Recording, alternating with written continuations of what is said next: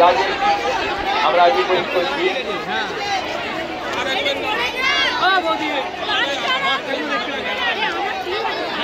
হ্যাঁ, আমরা আগে থেকে এটাগুলো পাচ্ছি না, যার জন্য আমাদের একটু যোগাযোগ বাজিত করা অসুবিধে হচ্ছে।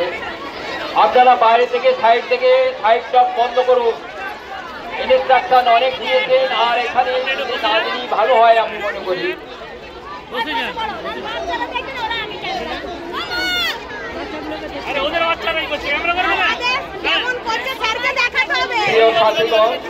গ্রামীণ মেলা আজ থেকে শুরু হলো, আগামী 8 তারিখ পর্যন্ত এই গ্রামীণ মেলা ধারাবাহিক করবে। গ্রামীণ মেলা এবারে নতুন নতুন বিভিন্ন ধরনের জিনিসপত্র আনা হয়েছে, সেই সব পুরো আপনারা প্রদর্শনীর মধ্যে দেখতে পাবেন। আপনাদের দয়া করে অনুরোধ জানাচ্ছি, প্রদর্শনীতে আপনারা আসবেন এবং দেখতে পাবেন। আজকেও যতটা সম্ভব দেখতে পাবেন।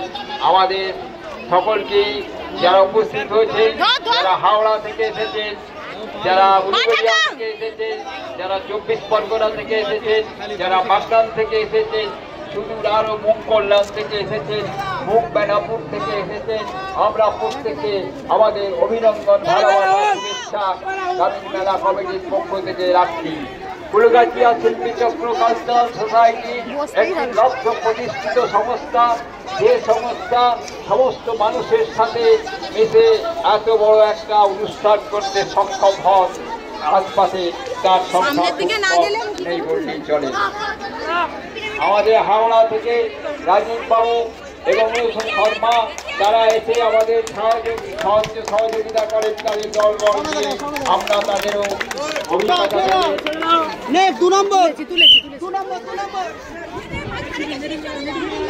মাঝখানে ঢোক।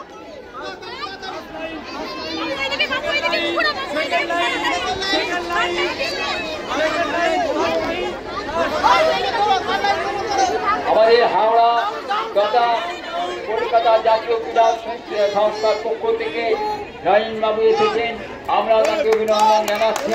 তিনি শুধু কলকাতা থেকে আজকে আমাদের এই গ্রাম অঞ্চলে প্যারেড এবং পদযাত্রা সমস্ত কিছু অনুষ্ঠানকে তিনি নিজে দাঁড়িয়ে অবলম্বন করছেন।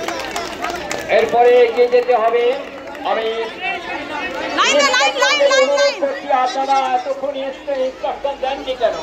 এখানে দাঁড়িয়ে ওইভাবে ইনস্ট্রাকশন দিলে নম্বর কেটে যাবে, যাদের কাছে নম্বর কেটে যাচ্ছে আপনারাই যেন করছেন।